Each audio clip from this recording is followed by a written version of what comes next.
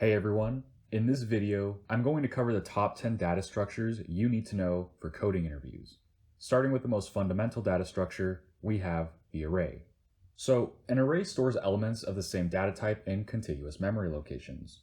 If we took this array right here and visualized it in memory, the RAM of your computer, then all the data would be stored next to each other. As you can see, we have an array of length 5 here, and this green in the memory is meant to represent that. Since all of the data is stored contiguously, it makes searches very efficient, because as long as you have the index, then you can access data in the array in O of 1 time, or constant time. In the worst case, if we were to look through an entire array, then it would take O of n time, or linear time. This is because we might have to look through all the items to find what we're looking for. And when it comes to big O, we really only care about the worst case.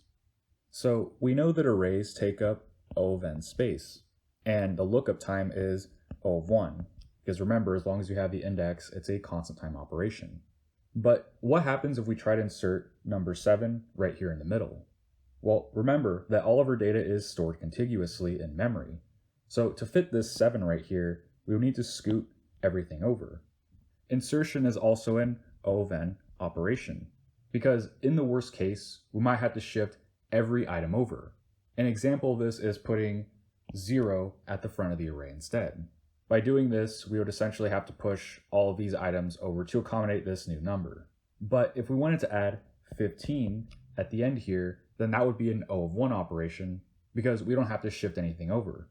The only catch here is as long as we have available space in memory, then we can do this in O of 1 time. Otherwise, we'll need to allocate more space. But this isn't always the case. You see, most arrays are fixed after you instantiate them. In languages like Java or C, once you declare an array, the system carves out a contiguous bit of memory of size x, where x is the size of the array. In our example, our array is of length 5. And again, here's the representation in memory. The other colors in our memory represents other bits of data, unrelated to our array. So if we go ahead and end up appending 15 to our array, what happens now? Well, this is where the dynamic array comes in, which is what we're probably all used to working with. This version of the array resizes itself after enough items are added to it, or if we run out of space in memory. They achieve this by allocating a larger contiguous block of memory when the array becomes full, and copying existing elements to the new memory location. For dynamic arrays, this means that in the worst case, appending can take O of n time, as we need to resize the array once it gets full. This process takes O of n because we have to copy over n items to another spot in memory that can accommodate all this data. So if we want to visualize this in memory, our array will now take up 6 spots in memory. So we can fill up these spots right here to help visualize that.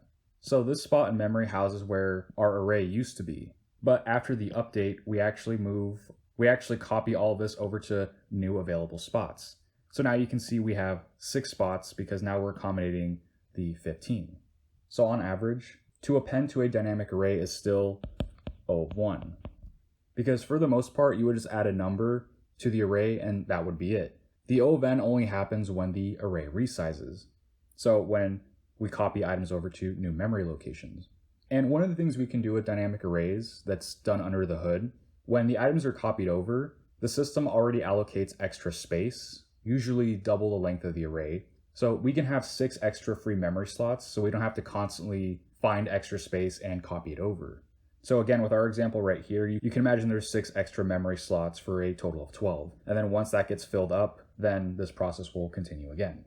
And then before I forget, the delete operation is also O of n in the worst case. And this is pretty much for the exact same reason as the insert operation. Because in the worst case, we'd have to move n items over to accommodate the empty space left after a deletion. Before we move on to the next data structure, I want to briefly talk about strings. I debated making strings their own category, but in the end, I decided to lump it together with the array, since on the surface they both operate similarly. Now, the runtimes we have for the array in this table here are pretty much the same for the string, but we have to understand that when using a string, if we append, insert, or delete from a string, we usually have to copy the string over with the new modifications, which are O of n operations. This is because strings are usually immutable, so we don't modify the existing string. We just create a new one with the modifications. So that's all I wanted to say about strings. I just wanted to cover it real quick because I see people working with strings, but not fully understanding the potential runtime consequences you can face with them.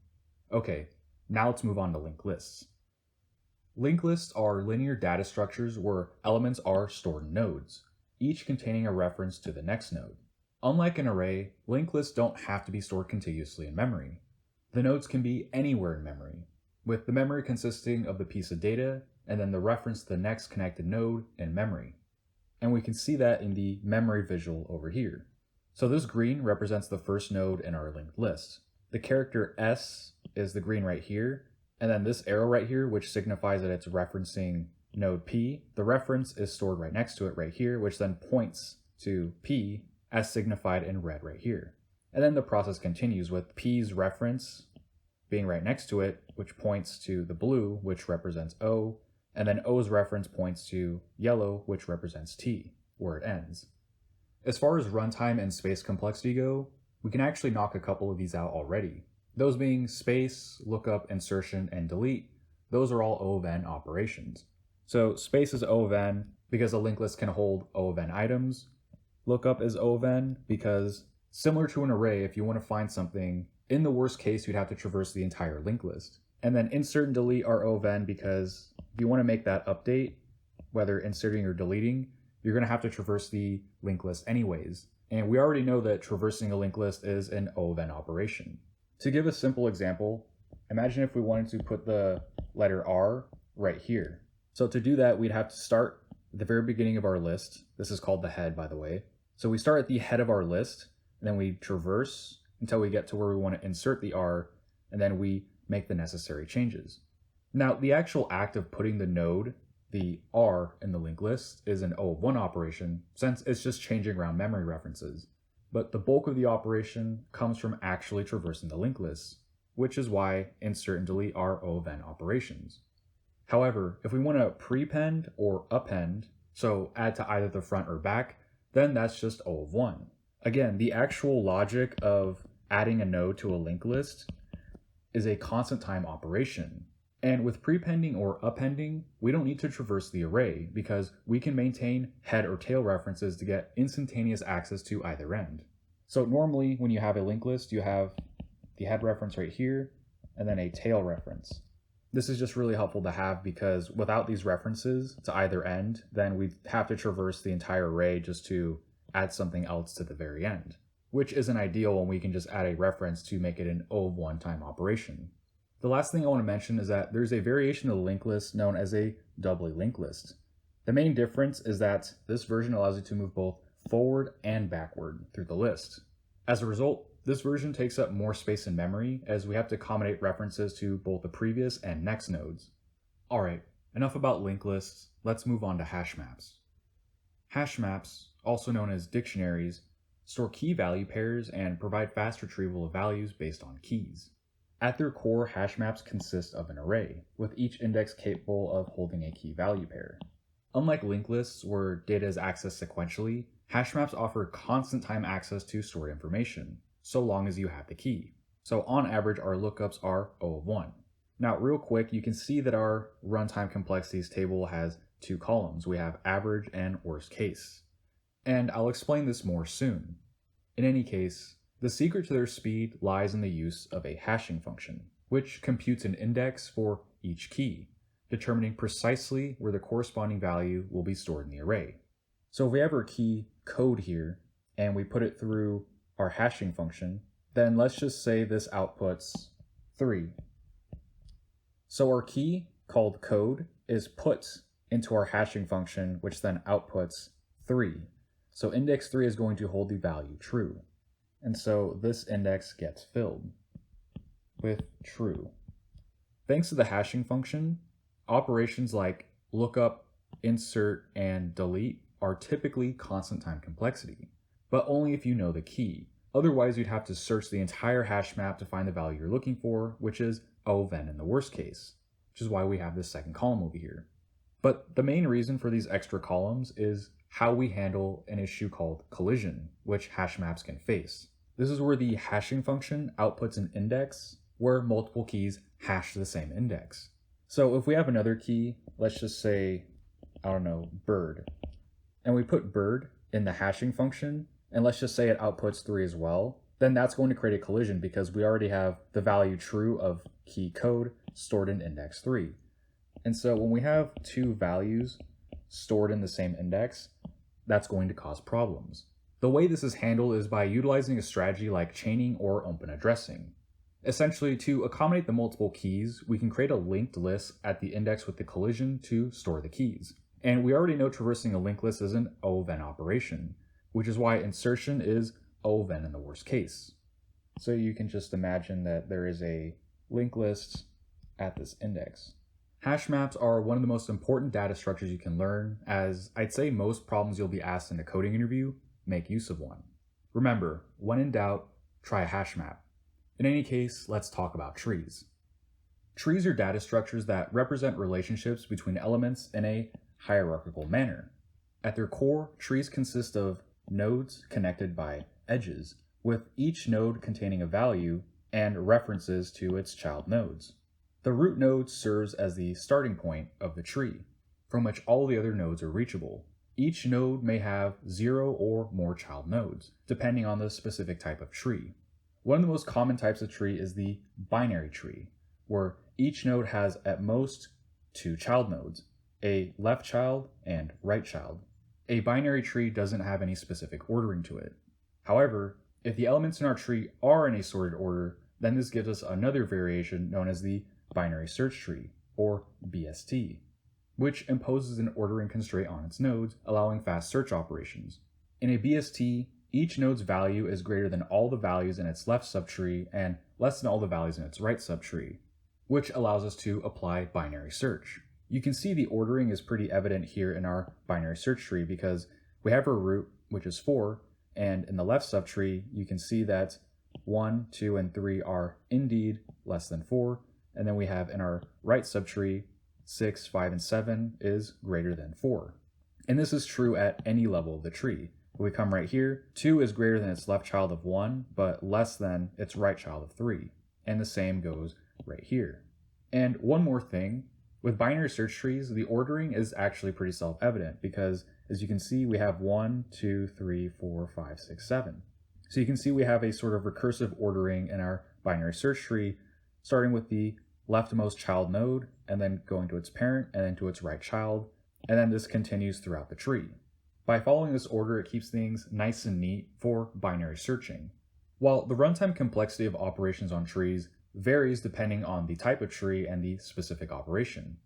In the case of a BST, we can search for a value in O log n, or logarithmic time, where n is the number of nodes, but only in balanced trees. In unbalanced trees, where the tree looks like this, the time complexity can go to O of n, resembling linear search in arrays. Insertion and deletion operations in binary search trees also exhibit similar time complexities, with balanced trees maintaining efficient O log n performance and unbalanced trees potentially degrading to O of n in the worst case. The runtime complexities all come from traversing the tree. So balance makes a huge impact on how efficiently we can traverse a tree structure. There are many other tree types, such as AVL trees and red-black trees, that offer additional features like self-balancing, but are more complex. Generally speaking, in a coding interview, you really only have to know about a binary search tree. Trees are powerful data structures, and you should definitely know how they work, especially if you have an interview coming up. The next data structure we're going to talk about is actually very similar to the tree. In fact, it pretty much is a tree with some slight changes. That's right, let's take a look at graphs. Graphs are versatile data structures used to represent relationships between objects. Unlike trees, which impose hierarchical constraints, graphs allow for more flexible connections between elements. I should also mention that graphs don't have a root node, which is mandatory for trees, but here it's not. At their core, graphs consist of vertices, also known as nodes, and edges that connect these vertices. Each edge may have a direction or be undirected, depending on the type of graph. One common type of graph is the directed graph, where edges have a defined direction. indicating a one-way relationship between vertices. For example, social networks often use directed graphs to represent connections between users, where edges point from one user to another to signify a follow relationship. Another type of graph is the undirected graph, where edges have no inherent direction, representing symmetric relationships between vertices. For instance, in a road network, undirected edges could represent roads between cities. The runtime complexity of operations on graphs varies depending on the specific problem and the algorithms used to solve it. For example, finding the shortest path between two vertices in a graph can be achieved using algorithms like Dijkstra's algorithm or breadth first search, also called BFS, with time complexities ranging from O of v plus e to O of v squared, where v is the number of vertices and e is the number of edges. So let me write down the runtime. We have O of v plus e all the way to O of v squared. Remember, the runtime complexity can vary from O of v plus e to O of v squared. Again, where v is the number of vertices and e is the number of edges. Similarly, determining whether a graph contains a cycle or performing a topological sort can be accomplished using algorithms like depth first search or DFS, with time complexities also ranging from O of v plus e and O of v squared. Graph traversal algorithms such as DFS and BFS are crucial in understanding how graphs work, and pretty much any graph problem will use one. One last thing I want to talk about is graph representation. There are many ways to represent a graph, but the most common is with the adjacency list. With adjacency lists, each vertex is associated with a list of its neighboring vertices, forming a mapping between vertices and their adjacent vertices. As you can see, here's a simple example of an adjacency list for our undirected graph over here. So if you look here, we have vertex A. Vertex A is connected to B and C, which you can see right here. And then vertex B is connected to A, C, and D. So B, C, B, A, B, D. And then vertex C is connected to vertices A, B, and D, B, A, D. And then finally we have vertex D that's connected to B and C. So you can see those last two connections right here. This is a pretty simple and common way to represent graphs. So hopefully all that makes sense. Graphs are very commonly asked in coding interviews, so this data structure is a must learn. Alright, now let's take a look at a less common data structure that is still related to trees and graphs, known as a trie. Tries, also known as prefix trees, are specialized tree-based data structures used to efficiently store and retrieve strings or sequences of characters. Tries are composed of nodes connected by edges, much like a tree, with each node representing a single character in a string. The structure of a trie allows for fast prefix-based searches, making it particularly useful for tasks such as autocomplete, spell checking, and searching for words with a common prefix. When inserting a new string into a trie, each character in the string is sequentially added to the trie, with each character corresponding to a new node. As a result, the path from the root node to the leaf node represents a complete string. If the traversal reaches a leaf node, the target string is found. In this example, we use an asterisk to denote a leaf node. Insertion into a trie has a time complexity of O of n, where n is the length of the string being inserted. Each character in the string requires a new node to be added to the trie, unless the new word has matching characters, like and ant, both sharing a and n. In any case, even if characters are shared with other strings, it is still an O of n runtime for an insertion. On the other hand, lookup in a trie has a time complexity of m, where m is the length of the target string. So again, before I forget, I decided to write the runtimes right here. So insertion and lookup are O of n and m respectively. And then we have the space complexity, which is O of m times n, where n again is the number of strings in our trie and m is the length of those strings. While tries are less common in interviews, it is one of those niche data structures that pop up every now and then. And when that time comes, it's better to know how they work instead of not knowing, which is why I wanted to mention it for this video. Alright, moving on to our last tree-like data structure, which is heaps, also known as priority queues. Heaps are tree-based data structures that maintain a specific order among their elements. Now, this might sound familiar at this point, but unlike binary search trees, which follow a strict ordering property, heaps have a more relaxed structure that allows for efficient insertion, deletion, and retrieval of elements based on their priority. Fundamentally, heaps are complete binary trees, meaning that all levels of the tree are fully filled except possibly for the last level, which is filled from left to right. This structural property makes heaps suitable for implementation using arrays, where the parent-child relationships can be easily represented using indices. There are two main types of heaps, max heaps and min heaps. In a max heap, the value of each parent node is greater than or equal to the values of its children, with the maximum value at the root. As you can see with our example over here, 10 is at the root because it is the greatest value in our entire heap. You can also see this property preserved in this subtree, with 5 being greater than 2 and 4. Conversely, in a min heap, the value of each parent node is less than or equal to the values of its children, with the minimum value at the root. Heaps support efficient operations such as insertion, deletion, and retrieval of the maximum or minimum element, all of which have logarithmic time complexity in the worst case.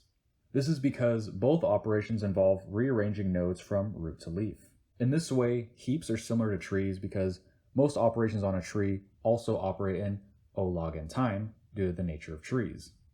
To maintain the minimum or maximum value at its root, whenever a value is inserted into the heap performs an operation known as heapify.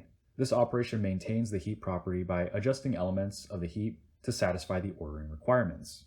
This process involves comparing the value of the current node with its children. For a min heap, we ensure that the node's value is smaller than both of its children, while for a max heap, the node's value should be larger than both children. Again, we can see right here that the 5 is greater than the 2 and 4. If the heap property is violated, this indicates that the parent node is not in its correct position. We must then swap the parent node with the smaller or larger child.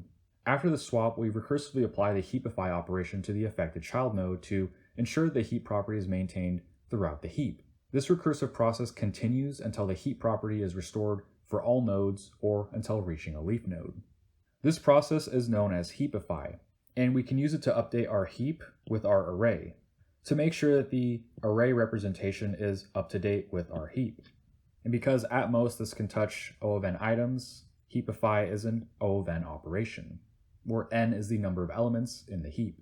Because the minimum or maximum element is always at the root, this makes retrieving that value a constant time operation. That operation is usually called get min or max, so it is O1, because we can always just check the root of our heap. This is one of the defining characteristics of a heap, which is prioritization, as its alternate name, the priority queue, suggests. Finally, the space complexity of a heap is O of n, where n is the number of elements stored in the heap. It's important to note that heaps are not optimized for searching for individual elements within the heap. Luckily, this is not how heaps are intended to be used anyway, but just something I wanted to mention. Alright, so before we move on, I want to show you guys how we would insert a new number into our max heap. In this case, we're going to be inserting a 15. So when we add this 15, we put it in the next available space. So in this case, the next available space is the left child of this node right here, node 3. And so what will happen is, because 15 is greater than 3, then these have to swap. So now 15 will be the parent of 3, and 3 will be its child. So we can update that real quick like this. But the work is not over yet, because now 15 is obviously greater than 10, and so those need to swap. So we will just swap these like so. And that's pretty much the gist of the insertion or heapifying process, because 15 is obviously greater than everything in this heap, so it deserves to be at the top of our max heap. And so it deposes 10, so 10 now becomes a child of 15, and so the heap property is now successfully maintained within our heap. And when we perform heapify, we also update our array. So because of that, this 3 is now in the 5th index.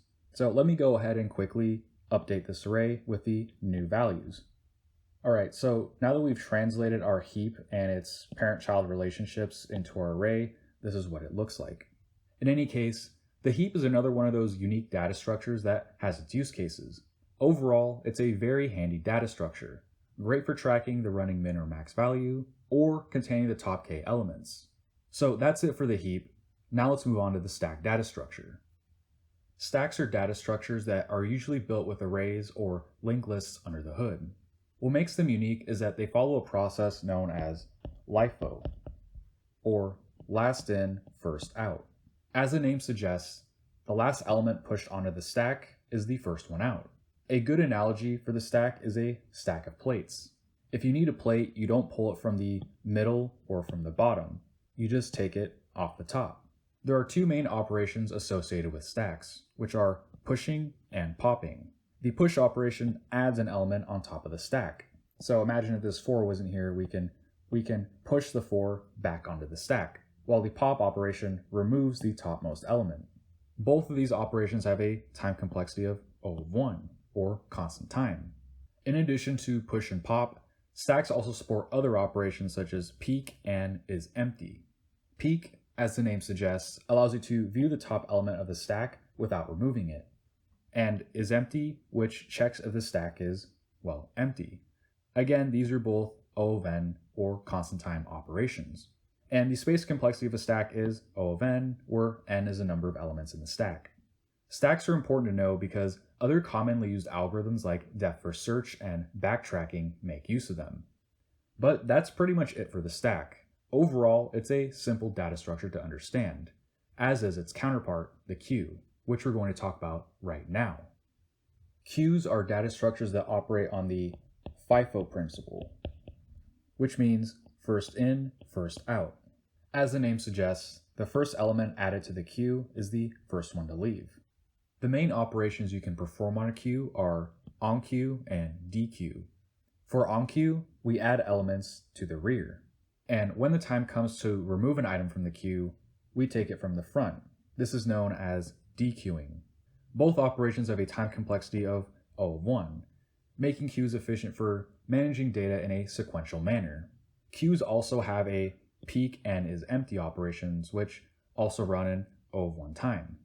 Conceptually, queues resemble lines at a grocery store checkout. Customers arrive and join the line at the rear. And when the cashier is ready to serve the next customer, they're taken from the front of the line. Queues are used for many things, including task scheduling and managing jobs in a printer queue, but most notably, they're used when performing breadth first searches. Much like stacks, queues are simple to understand, but their use in breadth first search makes them a must-know data structure. Alright, so now we're going to be taking a look at the final data structure of this video, which is the matrix. So I debated on whether to keep this in the array section because a matrix is just an array of arrays, also known as a 2D array. However, many problems utilize a matrix, either as an input or output, and knowing how to traverse one is crucial, as many problems, especially dynamic programming problems, make use of one. A matrix is represented as a grid of rows and columns. Accessing elements in a matrix involves specifying the row and column indices. The I corresponds to the array within our array of arrays. So you can think of it as the row, and then the J corresponds to the item within that row. So if we wanted to get this 5 right here, that would be at index 1, 1. Because even matrices are 0 indexed. So this first array would be at index 0, index 1, and index 2. So this 1 suggests that we have to look in this row, and then 1, again, 0, 1, 2. So index 1 here is the 5. So the coordinate 1, 1 gets us our 5. Matrices share similar time complexities with arrays for basic operations like insertion, lookup, and deletion, when you know the indices of the elements you're accessing. These operations typically have constant time complexity. However, appending or deleting elements from a matrix involves resizing and possibly copying existing elements.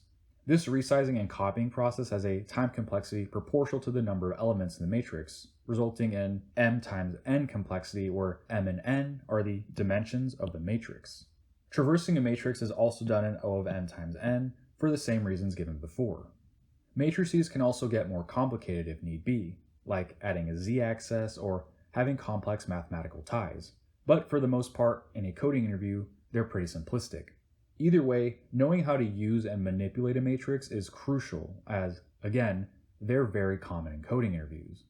If you've ever studied dynamic programming, even for a little bit, you've likely run into matrices. So as far as I'm concerned, it's important to understand matrices because if you want to get better at dynamic programming, then you're going to need to learn how to use them. So those are the top 10 data structures you need to know for coding interviews. If you study and truly understand these data structures, I can guarantee your coding interview performance will improve. But it's still going to take a lot of practice to get ready for a coding interview. In fact, you may even be preparing for coding interviews all wrong, because there are definitely right and wrong ways to prepare. But in this video, I show you the 3 things you can implement right now to skyrocket your interview prep. So if that sounds interesting to you, then check that out right now. In any case, I hope you liked the video, I hope you learned something new, and I'll see you in the next one.